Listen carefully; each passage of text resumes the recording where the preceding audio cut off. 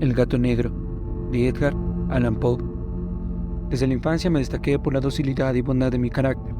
La ternura que abrigaba mi corazón era tan grande que llegaba a convertirme en objeto de burla para mis compañeros. Me gustaban especialmente los animales, y mis padres me permitían tener una gran variedad. Pasaba a su lado la mayor parte del tiempo, y jamás me sentía más feliz que cuando les daba de comer y los acariciaba. Este rasgo de mi carácter creció conmigo y, cuando llegué a la virilidad, se convirtió en una de mis principales fuentes de placer. Aquellos que alguna vez han experimentado cariño hacia un perro fiel y sagaz no necesitan que me moleste en explicarles la naturaleza o la intensidad de la retribución que recibía. Hay algo en el generoso y abnegado amor de un animal que llega directamente al corazón de aquel que con frecuencia ha probado la falsa amistad y la frágil fidelidad del hombre. Me casé joven y tuve la alegría de que mi esposa compartiera mis preferencias. Al observar mi gusto por los animales domésticos, no perdía oportunidad de procurarme los más agradables de entre ellos. Teníamos pájaros, peces de colores, un hermoso perro, conejos, un monito y un gato. Este último era un animal de notable tamaño y hermosura, completamente negro y de una sagacidad asombrosa. Al referirse a su inteligencia, mi mujer, que en el fondo no era poco supersticiosa, aludía con frecuencia a la antigua creencia popular de que todos los gatos negros son brujas metamorfoseadas. No quiero decir que lo creyera seriamente, y solo menciono la cosa porque acabo de recordarla. Plutón, tal era el nombre del gato, se había convertido en mi favorito y mi camarada. Solo yo le daba de comer y él me seguía por todas partes en casa. Me costaba mucho impedir que anduviera tras de mí en la calle. Nuestra amistad duró hace varios años, en el curso de los cuales, y enroquezo a confesarlo, mi temperamento y mi carácter se alteraron radicalmente por culpa del demonio, intemperancia. Día a día me fui volviendo más melancólico, irritable e indiferente hacia los sentimientos ajenos. Llegué, incluso, a hablar descomedidamente a mi mujer y terminé por infligirle violencias personales. Mis favoritos, claro está, sintieron igualmente el cambio de mi carácter. No solo los descuidaba, sino que llegué a hacerles daño.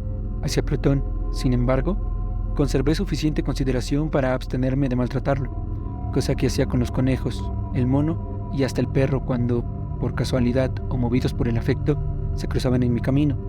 Mi enfermedad, empero, se agravaba, pues, ¿qué enfermedad es comparable al alcohol? Y finalmente, el mismo Plutón, que ya estaba viejo y, por tanto, algo enojadizo, empezó a sufrir las consecuencias de mi mal humor. Una noche en que volvía a casa completamente embriagado, después de una de mis correrías por la ciudad, me pareció que el gato evitaba mi presencia. Lo alcé en brazos, pero, asustado por mi violencia, me mordió ligeramente en la mano. Al punto se apoderó de mí una furia demoníaca y ya no supe lo que hacía. Fue como si la raíz de mi alma se separara de golpe de mi cuerpo. Una maldad, más que diabólica, alimentada por la ginebra, estremeció cada fibra de mi ser. Sacando del bolsillo del chaleco un cortaplumas, lo abrí mientras sujetaba al pobre animal por el pescuezo y, deliberadamente, le hice saltar un ojo. Enrojezco, me abrazo, tiemblo mientras escribo tan condenable atrocidad.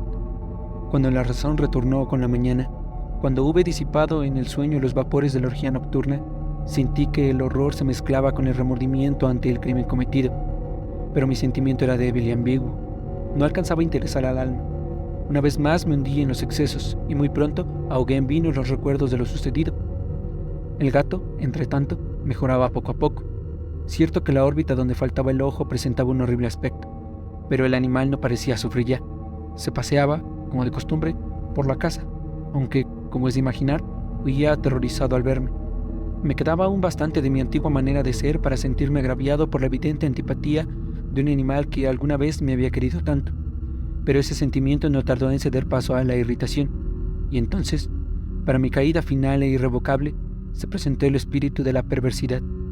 La filosofía no tiene en cuenta este espíritu, y, sin embargo, estoy tan seguro de que mi alma existe como de que la perversidad es uno de los impulsos primordiales del corazón humano, una de las facultades primarias indivisibles, uno de esos sentimientos que dirigen el carácter del hombre. ¿Quién no se ha sorprendido a sí mismo 100 veces en momentos en que cometía una acción tonta o malvada por la simple razón de que no debía cometerla? ¿No hay en nosotros una tendencia permanente que enfrenta descaradamente al buen sentido? ¿Una tendencia a transgredir lo que constituye la ley solo por el hecho de serlo? Este espíritu de perversidad se presentó, como he dicho, en mi caída final, y el insondable anhelo que tenía mi alma de vejarse a sí misma de violentar su propia naturaleza, de hacer el mal por el mal mismo. Me incitó a continuar y, finalmente, a consumar el suplicio que había infligido a la inocente bestia. Una mañana, obrando a sangre fría, le pasé un lazo por el pescuezo y lo ahorqué en la rama de un árbol. Lo ahorqué mientras las lágrimas manaban de mis ojos y el más amargo remordimiento me apretaba el corazón.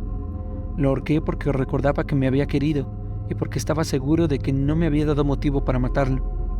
Lo ahorqué porque sabía que, al hacerlo, cometía un pecado mortal que comprometería mi alma hasta llevarla, si ello fuera posible, más allá del alcance de la infinita misericordia del Dios más misericordioso y más terrible. La noche de aquel mismo día en que cometí tan cruel acción, me despertaron gritos de incendio. Las cortinas de mi cama eran una llama viva y toda la casa estaba ardiendo. Con gran dificultad pudimos escapar de la conflagración, mi mujer, un sirviente y yo. Todo quedó destruido. Mis bienes terrenales se perdieron y desde ese momento tuve que resignarme a la desesperanza. No incurriré en la debilidad de establecer una relación de causa y efecto entre el desastre y mi criminal acción, pero estoy detallando una cadena de hechos y no quiero dejar ningún eslabón incompleto. Al día siguiente del incendio acudí a visitar las ruinas. Salvo una, las paredes se habían desplomado. La que quedaba de pie era un tabique divisorio de poco espesor, situado en el centro de la casa, y contra el cual se apoyaba antes la cabecera de mi lecho. El enlucido había quedado a salvo de la acción del fuego, cosa que atribuía a su reciente aplicación. Una densa muchedumbre habíase reunido frente a la pared y varias personas parecían examinar parte de la misma con gran atención y detalle. Las palabras extraño, curioso y otras similares incitaron mi curiosidad. Al aproximarme vi que en la blanca superficie, grabada como un bajorrelieve, aparecía la imagen de un gigantesco gato. El contorno tenía una nitidez verdaderamente maravillosa. Había una soga alrededor del pescuezo del animal. Al descubrir esta aparición, ya que no podía considerarla otra cosa, me sentí dominado por el asombro y el terror. Pero la reflexión vino luego en mi ayuda. Recordé que había ahorcado al gato en el jardín contiguo a la casa. Al producirse la alarma de incendio, la multitud había invadido inmediatamente el jardín. Alguien debió de cortar la soga y tirar al gato en mi habitación por la ventana abierta. Sin duda, habían tratado de despertarme en esta forma. Probablemente la caída de las paredes comprimió a la víctima de mi crueldad contra el enlucido recién aplicado, cuya cal, junto con la acción de las llamas y el amoníaco del cadáver, produjo la imagen que acababa de ver. Si bien de esta forma quedó satisfecha mi razón, ya que no mi conciencia, sobre el extraño episodio, lo ocurrido impresionó profundamente a mi imaginación. Durante muchos meses no pude librarme del fantasma del gato, y en todo este tiempo dominó mi espíritu un sentimiento informe que parecía, sin serlo, al remordimiento. Llegué al punto de lamentar la pérdida del animal y buscar, en los viles antros que habitualmente frecuentaba, algún otro de la misma especie y apariencia que pudiera ocupar su lugar. Una noche en que, borracho a medias, me hallaba en una taberna más que infame, reclamó mi atención algo negro posado sobre uno de los enormes toneles de ginebra que constituían el principal moblaje del lugar. Durante algunos minutos había estado mirando dicho tonel, y me sorprendió no haber advertido antes la presencia de la mancha negra en lo alto. Me aproximé y la toqué con la mano. Era un gato negro muy grande, tan grande como Plutón, y absolutamente igual a este, salvo un detalle. Plutón no tenía el menor pelo blanco en el cuerpo, mientras este gato mostraba una vasta, aunque indefinida mancha blanca que le cubría casi todo el pecho. Al sentirse acariciado se enderezó prontamente, ronroneando con fuerza. Se frotó contra mi mano y pareció encantado de mis atenciones. Acababa, pues, de encontrar el animal que precisamente andaba buscando. De inmediato propuse su compra al tabernero, pero me contestó que el animal no era suyo y que jamás lo había visto ni sabía nada de él. Continué acariciando al gato y, cuando me disponía a volver a casa, el animal pareció dispuesto a acompañarme. Le permití que lo hiciera, deteniéndome una y otra vez para inclinarme y acariciarlo. Cuando estuve en casa, se acostumbró a ella de inmediato y se convirtió en el gran favorito de mi mujer. Por mi parte, pronto sentí nacer en mí una antipatía hacia aquel animal. Era exactamente lo contrario de lo que había anticipado, pero, sin que pueda decir cómo ni por qué, su marcado cariño por mí me disgustaba y me fatigaba.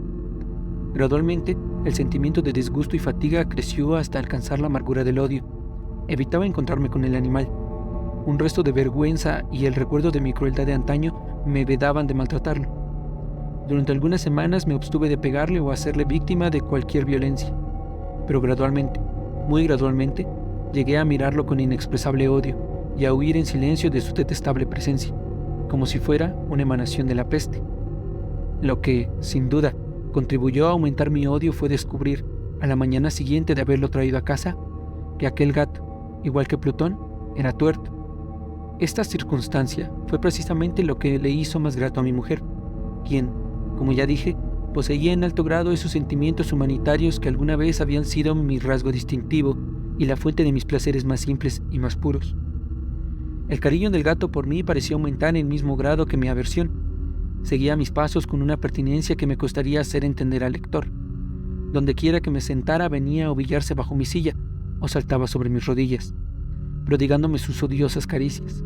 Si echaba a caminar, se metía entre mis pies, amenazando con hacerme caer, o bien clavaba sus largas y afiladas uñas en mis ropas para poder trepar hasta mi pecho. En esos momentos, aunque ansiaba aniquilarlo de un solo golpe, me sentía paralizado por el recuerdo de mi primer crimen, pero sobre todo, quiero confesarlo ahora mismo, por un espantoso temor al animal. Aquel temor no era precisamente miedo de un mal físico y, sin embargo, me sería imposible definirlo de otra manera. Me siento casi avergonzado de reconocer, sí, aún en esta celda de criminales, me siento casi avergonzado de reconocer que el terror, el espanto que aquel animal me inspiraba, era intensificado por una de las más insensatas quimeras que sería dada a concebir. Más de una vez mi mujer me había llamado la atención sobre la forma de la mancha blanca de la cual ya he hablado, y que constituía la única diferencia entre el extraño animal y el que yo había matado. El lector recordará que esta mancha, aunque grande, me había aparecido al principio de forma indefinida, pero gradualmente, de manera tan imperceptible que mi razón luchó durante largo tiempo por rechazarla como fantástica, la mancha fue asumiendo un contorno de rigurosa precisión. Representaba ahora algo que me estremezco al nombrar, y por ello odiaba, temía y hubiera querido librarme del monstruo si hubiese sido capaz de atreverme. Representaba, digo, la imagen de una cosa atroz, siniestra, la imagen del platíbulo. Oh lúgubre y terrible máquina del horror y del crimen, de la agonía y de la muerte. Me sentí entonces más miserable que todas las miserias humanas. Pensar que una bestia, cuyo semejante había yo destruido desdeñosamente, una bestia era capaz de producir tan insoportable angustia en un hombre creado a la imagen y semejanza de Dios. ¡Ay! Ni de día ni de noche pude ya gozar de la bendición del reposo. De día, aquella criatura no me dejaba un instante solo. De noche, despertaba hora a hora de los más horrorosos sueños, para sentir el ardiente aliento de la cosa en mi rostro y su terrible peso. Pesadilla encarnada de la que no me era posible desprenderme, apoyado eternamente sobre mi corazón. Bajo el agobio de tormentos semejantes, sucumbió en mí lo poco que me quedaba de bueno. Solo los malos pensamientos disfrutaban ya de mi intimidad, solo los más tenebrosos, los más perversos pensamientos. La melancolía habitual de mi humor creció hasta convertirse en aborrecimiento de todo lo que me rodeaba y de la entera humanidad, y mi pobre mujer, que de nada se quejaba, llegó a ser la habitual y paciente víctima de los repentinos y frecuentes arrebatos de ciega cólera a que me abandonaba. Cierto día, para cumplir una tarea doméstica, me acompañó al sótano de la vieja casa donde nuestra pobreza nos obligaba a vivir. El gato me siguió mientras bajaba la empinada escalera y estuvo a punto de tirarme cabeza abajo, lo cual me exasperó hasta la locura. Alzando un hacha y olvidando en mi rabia los pueriles temores que hasta entonces habían detenido mi mano, descargué un golpe que hubiera matado instantáneamente al animal de haberlo alcanzado, pero la mano de mi mujer detuvo su trayectoria. Entonces, llevado por su intervención a una rabia más que demoníaca, me zafé de su brazo y le hundí el hacha en la cabeza. Sin un solo quejido, cayó muerta a mis pies. Cumplido este espantoso asesinato, me entregué al punto y con toda sangre fría a la tarea de ocultar el cadáver. Sabía que era imposible sacarlo de casa, tanto de día como de noche, sin correr el riesgo de que algún vecino me observara. Diversos proyectos cruzaron mi mente. Por un momento pensé en descuartizar el cuerpo y quemar los pedazos. Luego se me ocurrió cavar una tumba en el piso del sótano. Pensé también si no convenía arrojar el cuerpo al pozo del patio o meterlo en un cajón como si se tratara de mercadería común y llamar a un mozo de cordel para que lo retirara de casa.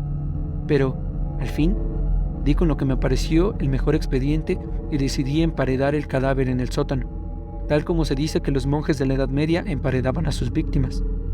El sótano se adaptaba bien a este propósito. Sus muros eran de material poco resistente y estaban recién revocados con un mortero ordinario. que la humedad de la atmósfera no había dejado endurecer. Además, en una de las paredes se veía la saliencia de una falsa chimenea, la cual había sido rellenada y tratada de manera semejante al resto del sótano. Sin lugar a dudas, sería muy fácil sacar los ladrillos de esa parte, introducir el cadáver y tapar el agujero como antes, de manera que ninguna mirada pudiese descubrir algo sospechoso. No me equivocaba en mis cálculos. Fácilmente saqué los ladrillos con ayuda de una palanca y, luego de colocar cuidadosamente el cuerpo contra la pared interna, lo mantuve en esa posición mientras aplicaba de nuevo la mampostería en su forma original. Después de procurarme argamasa, arena y cerda, preparé un enlucido que no se distinguía del interior y revoqué cuidadosamente el nuevo enladrillado. Concluida la tarea, me sentí seguro de que todo estaba bien. La pared no mostraba la menor señal de haber sido tocada. Había barrido hasta el menor fragmento de material suelto. Miré en torno, triunfante, y me dije: aquí, por lo menos, no he trabajado en vano. Mi paso siguiente consistió en buscar a la bestia causante de tanta desgracia, pues al final me había decidido a matarla. Si en aquel momento el gato hubiese surgido ante mí, su destino habría quedado sellado, pero por lo visto, el astuto animal, alarmado por la violencia de mi primer acceso de cólera, se cuidaba de aparecer mientras no cambiara mi humor. Imposible describir o imaginar el profundo, el maravilloso alivio que la ausencia de la detestada criatura trajo a mi pecho. No se presentó aquella noche, y así, por primera vez desde su llegada a la casa, pude dormir profunda y tranquilamente. Sí, pude dormir, aún con el peso del crimen sobre mi alma. Pasaron el segundo y el tercer día, y mi atormentador no volvía. Una vez más respiré como un hombre libre. Aterrado, el monstruo había huido de casa para siempre. Ya no volvería a contemplarlo. Gozaba de una suprema felicidad, y la culpa de mi negra acción me preocupaba muy poco. Se practicaron algunas averiguaciones, a las que no me costó mucho responder. Incluso hubo una perquisición en casa, pero, naturalmente, no se descubrió nada. Mi tranquilidad futura me parecía asegurada.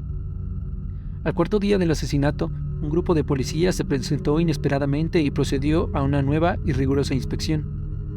Convencido de que mi escondrijo era impenetrable, no sentí la más leve inquietud. Los oficiales me pidieron que los acompañara en su examen.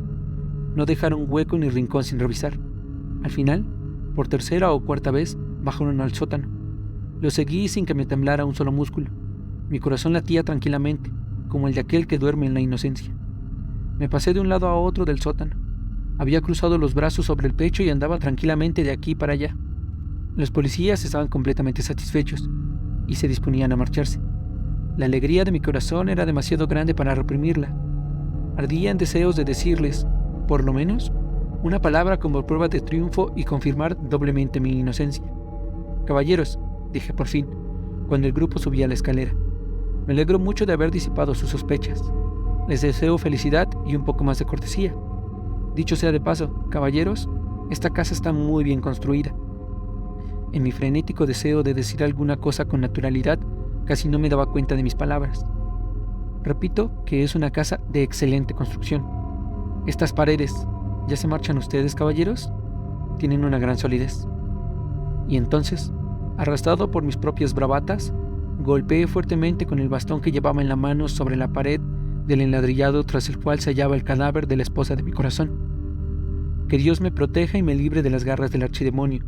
Apenas había cesado el eco de mis golpes cuando una voz respondió desde dentro de la tumba, un quejido, sordo y entrecortado al comienzo, semejante al sollozar de un niño, que luego creció rápidamente hasta convertirse en un largo, agudo y continuo alarido, anormal, como inhumano, un aullido, un clamor de lamentación, mitad de horror, mitad de triunfo, como solo puede haber brotado en el infierno de la garganta de los condenados en su agonía y de los demonios exultantes en la condenación. Hablar de lo que pensé en ese momento sería locura. Presa de vértigo, fui tambaleándome hasta la pared opuesta. Por un instante el grupo de hombres en la escalera quedó paralizado por el terror. Luego, una docena de robustos brazos atacaron la pared, que cayó de una pieza. El cadáver, ya muy corrompido y manchado de sangre coagulada, apareció de pie ante los ojos de los espectadores. Sobre su cabeza, con la roja boca abierta y el único ojo como de fuego, estaba agazapada la horrible bestia cuya astucia me había inducido al asesinato y cuya voz delatadora me entregaba al verdugo. Había emparedado al monstruo en la tumba.